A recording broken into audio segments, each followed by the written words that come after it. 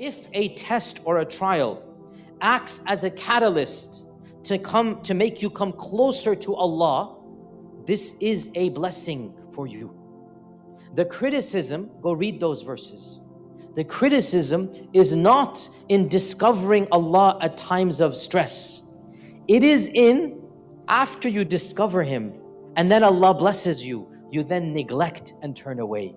Every single time Allah Azza wa Jal mentions this type of motif, the ending of the verse, once their problem is gone, once Allah gives them what they want, once the barakah and khair comes down, they turn their back and they ignore.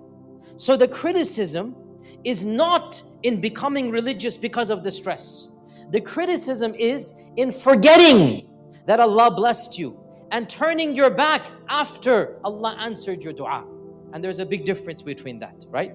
Allah never criticized, nor can the Quran criticize becoming religious because of a difficult situation. On the contrary, that is what happens when life is tough and life is difficult. Everybody discovers faith, and in and of itself, that is good. It's good that the faith that you have causes you to turn to Allah, because actually it shows that your faith is real. I mean, when you're in trouble, you turn to the one who's going to help and protect you. So if your trouble and pain causes you to turn to Allah, what it really means is your iman is real, because you know Allah can help you. You know Allah can protect you. So don't make shaitan make you misunderstand Islamic theology. No, it is good and healthy to turn to Allah because of stress, because of difficulty, because of anxiety and grief. It is wrong to forget that you've turned to Allah after your problem goes away. And even if that happens, by the way, the next time you're tested, make a point, inshallah, I'm not going to do this again. And if it happens, you make a point, inshallah, I'm not going to do it again. Because that struggle to be perfect is what allows us to reach perfection. We will never be perfect. In the struggle to be perfect, we come the closest to perfection. Allah didn't create us to be perfect, but it is in that struggle that we constantly become perfect. And we also have to realize one final point before we go and see the anecdotes. All of this is muqaddimat or introductions. And that is, we don't want to be tested. We ask Allah to protect us from tests that are difficult. We don't ask for ibtila. But if it happens, then we need to understand that Allah is putting us there for a reason. Once the ibtila comes, we have to be prepared to accept it. But before it comes, no problem if you say, oh Allah, I don't want to be tested in a way that I can't deal with. That's why the uncle of the Prophet Abbas said, Ya Rasulullah, teach me a special dua. So the Prophet said, the dua I teach you, Allahumma inni as'aluka al-afiyah. I ask you for afiyah. What is afiyah? Afiyah is the absence of test. That's what afiyah is. Oh Allah, I ask you for al-afiyah. Allahumma inni as'aluka al-afiyah. What is al-afiyah? The afiyah is you live a monotonous, boring, steady life. Brothers and sisters, never complain if things are boring, because in some way you are blessed. You don't want a stressful life. Never complain that there's a monotony and whatnot to the point. No, alhamdulillah, if there's a level of stagnancy, what it means is you're not dealing with a type of stressful situation that's causing you sleepless nights and whatnot. No, I'm not saying we want monotony, but I'm saying don't complain about it. It shows that you're in afiyah. There's not a major problem in your life. So we don't ask Allah to be tested. The Prophet ﷺ said, authentic hadith, he said, لا تتمنوا لقاء العدو. Don't desire to meet the enemy on the battlefield. Don't want to be on the battlefield. But if you find yourself on the battlefield, then be firm and be patient and basically, fight the way you're supposed to fight. This hadith encapsulates our attitude towards tests. Don't desire to be in a difficult situation. Don't desire that your enemies have the upper hand. Don't desire that trials and tribulations come upon you. Don't desire that. Ask Allah for afiyah. But if you find yourself facing an enemy, a physical enemy, an emotional stress, a financial issue, a marital issue, well then, Allah has decided to test you. And so, stay firm and pass the test.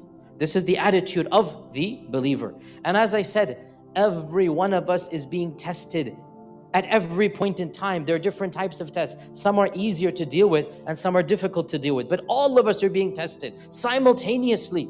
And subhanAllah, ironically, as Allah's qadr, we are being tested for the exact opposite things.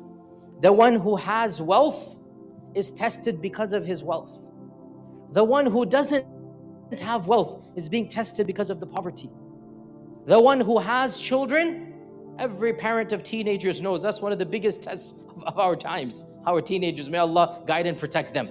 This white hair, I have 4, actually one of them is now beyond teenage years, subhanAllah. All of this white hair, I have mashallah 4 kids, 2 of them are beyond teenage years, 2 are now teenagers. So make dua for me. Life is what it is, alhamdulillah.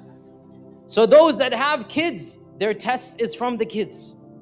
Those that don't have kids, their test, they don't have kids.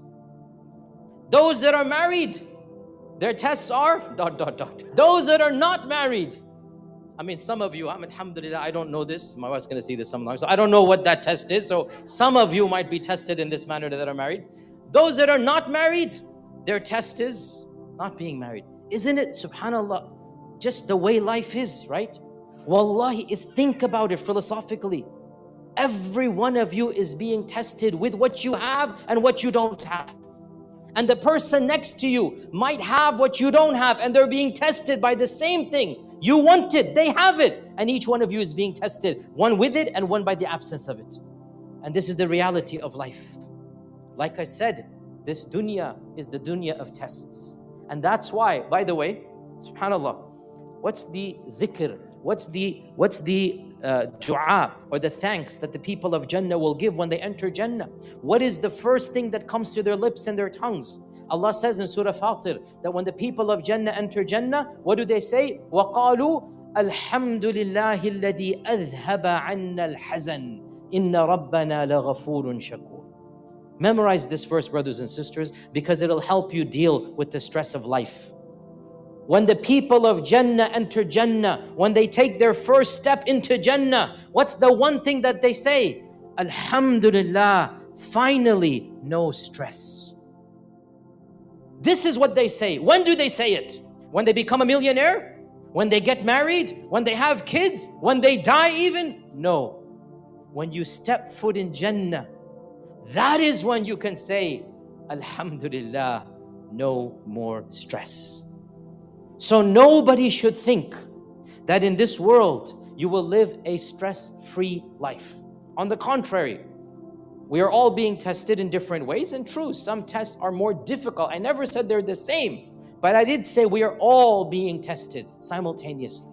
So it is important, therefore, with this theological framework now, to understand how did our Prophet ﷺ deal with stress, with trials, with anxiety. And subhanAllah, did he not have so many trials and difficulties in his lifetime? From the beginning of his life, he was born an orphan. He inherited no money. His father did not have wealth. His mother did not have wealth. He was literally born an orphan. His mother passed away at the age of 6. Then the final person who loved him unconditionally, his grandfather, Abdul Muttalib, passed away at the age of 8. Thrice orphaned, and he's not even 10 years old. And he's raised into extreme poverty with an uncle that has another 5, 6, 7 kids. He ekes out an existence with the job that is the lowest on the socioeconomic ladder, which is working as a shepherd for the sheep of the people of Medina. As a 15-year-old, he has to go become a shepherd. Qararit, he said, I would get paid pennies. Pennies. Forget minimum wage, there is no minimum wage in Mecca. I would get paid pennies for working long hours. Physically, he was threatened multiple times. Abu Jahl almost choked him to death in front of the Kaaba.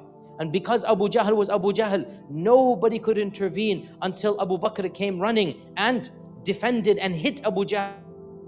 And because he dared to hit Abu Jahl, the people of Mecca pounced on Abu Bakr as-Siddiq until they almost murdered him. He was battered and bruised for a month. He could not move because of this defending of the Prophet ﷺ. Multiple times he was spat on. People threw things on him. Animals, dead animals were thrown on him in sajda. In the battle of Uhud, wounded 3 different times. Multiple assassination attempts, fleeing for his life. Physically, he was tested. Emotionally, Allah blessed him with 7 children. and he buried 6 of them with his own hands in his lifetime. At every age and stage, children, babies, toddlers, married with children, the entire spectrum. Allah blessed him with 7 children and he buried 6 of them with his own hands. If being safe from test was a sign that Allah is pleased with you, then the Prophet ﷺ would have lived a luxurious life. No pain, no suffering, children and grandchildren. But no, when Allah loves someone, what does He do? He tests them. The most beloved to Allah are the most tested. So don't ask for tests. But when they come, appreciate that you're being given an opportunity. Your frame of mind has to be different. Understand that this is a blessing and a gift that Allah is giving you, because the one thing that causes you to rise in ranks without any proportionality is that of patience.